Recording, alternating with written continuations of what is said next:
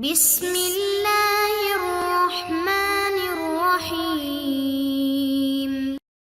السلام علیکم معزز طلبہ کرام، آپ سب کیسے ہیں؟ آج ہم نور الانوار کے سبق نمبر 9 کو پڑھیں گے۔ آج کے سبق کا عنوان ہے خلق عظیم، حضور علیہ السلام کا خاصہ۔ آج کے ہمارے سبق کی عبارت والصلاۃ علی من اختص بالخلق العظیم سے شروع ہوتی ہے۔ آئیے آج کے سبق کی عبارت پڑھ کر اس کا ترجمہ کرتے ہیں اور اس کے بعد باقاعدہ سبق کی وضاحت کی طرف پڑھتے ہیں۔ مصنف علیہ رحمہ لکھتے ہیں والصلاۃ علی من اختص بالخلق العظیم، اور درود و سلام ہو اس ذات پر جو خلق عظیم کے ساتھ مختص ہے، خاص ہو گئی۔ فتفسیر الصلاۃ واضح، پس لفظ صلاۃ کی جو تفسیر ہے وہ واضح ہے۔ وقولہ علی من اختص کنایۃ عن محمد صلی اللہ علیہ وسلم، اور ماتن کا قول من اختص یہ کنایا ہے حضرت محمد صلی اللہ علیہ وسلم کی ذات پاک سے۔ تنبیہاً علی ان کونہ مختصا بالخلق العظیم مما تقرر فی الاذہان، تنبیہ کرتے ہوئے اس بات پر کہ بے شک نبی علیہ السلام کا خلق عظیم کے ساتھ خاص ہونا ان باتوں میں سے ہے جو ذہنوں میں قرار پکڑ چکی ہیں، اتر چکی ہیں۔ حتی لا ينتقل الذہن من هذا الوصف الى غیرہ علیہ السلام، یہاں تک کہ اس وصف کے حوالے سے ذہن نبی علیہ السلام کی ذات کے علاوہ کی طرف منتقل ہی نہیں ہوتا۔ جی طلبہ کرام، یہ ہمارے آج کے سبق کی عبارت اور اس کا ترجمہ تھا۔ اب آئیے اس کی وضاحت کی طرف بڑھتے ہیں۔ مصنف علیہ رحمہ نے جو متن کی عبارت من اختص بالخلق العظیم ہے، اس میں بالخلق پر جو با مختص پر داخل ہے، تو اب اس حوالے سے یہ ذہن میں رکھیں کہ یہ با کا تعلق مختص پر ہے، نہ کہ مختص بھی پر ہے۔ یعنی کہ خلق عظیم یہ مختص ہے، اور من اختص یعنی رسول اللہ صلی اللہ علیہ وسلم کی جو ذات والا صفات ہے یہ مختص بھی ہے۔ اور مطلب یہ ہے کہ خلق عظیم کا وصف رسول اللہ صلی اللہ علیہ وسلم کے ساتھ خاص ہے، یعنی خلق عظیم کے ساتھ فقط رسول اللہ صلی اللہ علیہ وسلم متصف ہیں، آپ کی سوا کوئی دوسرا انسان اس وصف کے ساتھ متصف نہ ہوا ہے، نہ ہے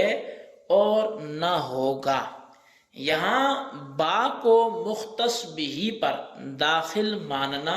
یعنی خلق عظیم کو مختص بھی قرار دینا درست نہیں ہوگا۔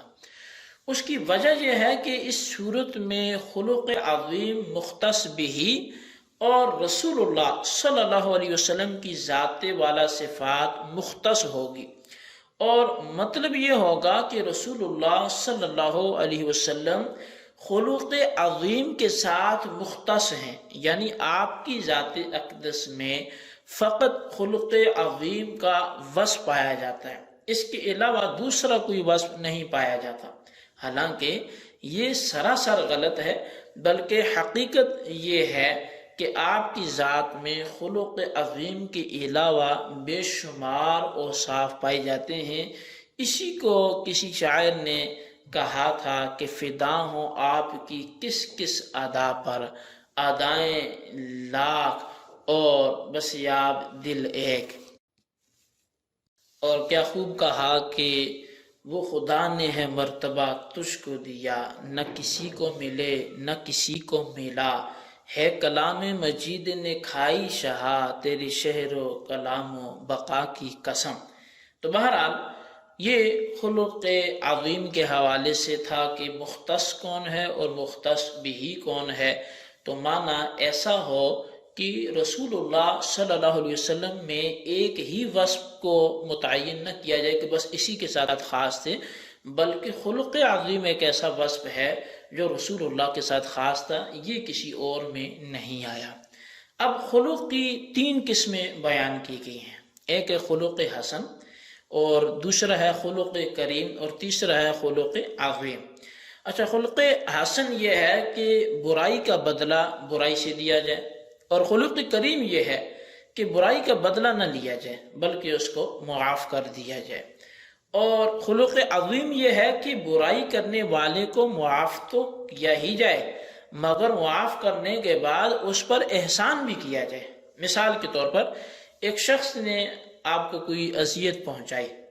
آپ نے اس سے بدلہ لے لیا تو یہ خلق حسن ہوگا،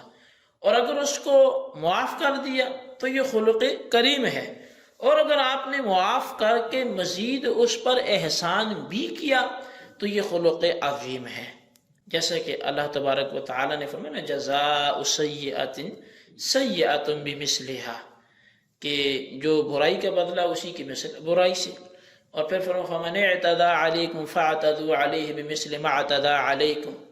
کہ جس نے تم پر زیادتی کی تم اس پر زیادتی کرو جیسی اس نے تم پر زیادتی کی۔ اب یہاں خلق حسن کی تعلیم دی گئی ہے، اور فمن عفا واصلح فاجرہ علی اللہ، کہ جس نے معاف کیا اور صلح کی تو اس کا اجر اللہ پر ہے، اور اسی طرح فمن صبر وغفر، تو اب جس نے برداشت کیا معاف کیا۔ ان دونوں آیات میں خلق کریم کی تعلیم دی گئی ہے کہ یہاں معافی ہے اور پیچھے برابر کا بدلہ تھا، اور پھر والکاظمین الغیظ والعافین عن الناس، کہ غصے کو پی لینے والے، لوگوں کو معاف کر دینے والے، واللہ یحب المحسنین، اور اللہ احسان فرمانے والوں کو پسند فرماتا ہے۔ تو اس آیت میں خلق عظیم کی تعلیم دی گئی ہے، کیونکہ اس آیت میں بتلایا گیا کہ غصے کو پی لینا ہی بڑا کمال ہے، مگر وہ لوگ غصہ پی کر غلطیوں کو معاف بھی کر دیتے ہیں اور مزید اس پر احسان بھی کرتے ہیں۔ اللہ تبارک و تعالیٰ نے خلق حسن حضرت موسیٰ علیہ السلام کو عطا فرمایا تھا، اور خلق کریم حضرت عیسیٰ علیہ السلام کو عطا فرمایا، اور خلق عظیم جناب رسول اللہ صلی اللہ علیہ وسلم کو عطا کیا گیا۔ الغرض خلق عظیم آپ صلی اللہ علیہ وسلم کا امتیازی وصف ہے، اور اس میں کوئی دوسرا آپ کا شریک نہیں ہے۔ تو یہ حضور علیہ السلام کے جو اوصاف مخصوصہ ہوتے ہیں، کہ جو خاصہ ہوتا ہے نبی علیہ السلام کا، یہ ان میں سے ایک ہے کہ آپ کو خلق عظیم عطا فرمایا گیا۔ اب صاحب نور الانوار نے مزید فرمایا کہ لفظ صلاۃ کی جو تحقیق و تشریح ہے وہ واضح ہے۔ اب چونکہ اس حوالے سے ہم شروع میں گفتگو کر رہے ہیں، جہاں حمد پہ ہوئی وہیں صلاۃ پہ بھی ہوئی، تو اسی لیے اس کو وہیں سے دیکھا جائے۔ اور مزید فرمایا کہ من اختص بالخلق العظیم سے رسول اکرم صلی اللہ علیہ وسلم کی ذات گرامی مراد ہے، یعنی یہاں نبی علیہ السلام کی نام پاک کی صراحت نہیں کی گئی، آپ کا ذکر بالتصریح یہاں پر نہیں کیا گیا، بلکہ جو مبہم الفاظ لکھے گئے اور کہا کہ اس سے مراد نبی علیہ السلام کی ذات پاک ہے۔ اب وجہ کیا ہے یہاں نام کی صراحت کو کیوں چھوڑا گیا، ماتن نے صراحتاً آپ کا نام کیوں ذکر نہیں کیا؟ تو اس کی وجہ بڑی لطیف ہے، وہ یہ ہے کہ نام وہاں ذکر کیا جاتا ہے جہاں ضرورت محسوس ہو، کہ اگر نہیں ذکر کریں گے تو کوئی سمجھے گا یہ فلاں کی وصف بیان کیا جا رہا ہے، کوئی سمجھے گا یہ فلاں کی تعریف کی جا رہی ہے، چونکہ اصل آپ نے نام لکھا نہیں ہے۔ لیکن ماتن نے یہاں نام پاک نہ لکھ کر یہ بتلا دیا کہ نام وہاں لکھا جاتا ہے جہاں پہچان میں دقت ہو۔ یہ تو وصف ہی ایسا ہے جو صرف ذات مصطفیٰ میں ہے، یہ تو شان ہی ان کی ہے کہ وہی خلق عظیم کے ساتھ مختص ہیں، تو اس لیے جب یہ صفت ہی ان میں پائی جاتی ہے، جب یہ کمال ہی ان کا ہے، جب یہ کسی دوسرے میں یہ وصف ہے ہی نہیں، تو بھلے ان کا نام لیا جائے یا نہ لیا جائے، ہر ذہن فوراً ادھر ہی جائے گا کہ جس کو وصف خلق عظیم عطا کیا گیا وہ بلا شبہ و بلا شک بلا تردد وہ رسول اللہ صلی اللہ علیہ وسلم کی ذات ہے، تو اس لیے نام پاک کی صراحت کو ترک کر کے اس طرف یہ اشارہ دیا کہ وہ ذات اس وصف کے ساتھ مشہور و معروف ہے، اس کی پہچان کے لیے نام کے ذکر کی ضرورت نہیں ہے۔ جیسے لفظ خالق اگر بولا جائے تو ذہن میں فوراً کون سی ذات آئے گی؟ اللہ ہی کی آئے گی، اس لیے کہ خالقیت کا وصف اسی کے ساتھ خاص ہے۔ تو اسی طرح جب خلق عظیم بولا گیا تو صرف رسول اللہ کی ذات سامنے آئے گی، اس لیے کہ مخلوق میں کسی کو ایسا خلق نہیں دیا گیا جو رسول اللہ کو دیا گیا، اس لیے خلق عظیم کے ساتھ وہی مختص ہیں۔ یہ ہمارا آج کا سبق تھا، اس کو اپنے الفاظ میں رجسٹر پہ نوٹ کریں، بالخصوص ان سوالات کے جوابات دیں۔ سوال نمبر 1 یہ ہے کہ با کا تعلق کس کے ساتھ ہے، وجہ بیان کریں۔ اور سوال نمبر 2 یہ ہے کہ خلق کی کتنی قسمیں ہیں، کوئی ایک بیان کریں۔ اللہ تبارک و تعالیٰ سے دعا ہے جو کچھ ہم نے پڑھا سنا اسے یاد رکھنے کی توفیق نصیب فرمائے، آمین بجاہ النبی الامین صلی اللہ علیہ وسلم۔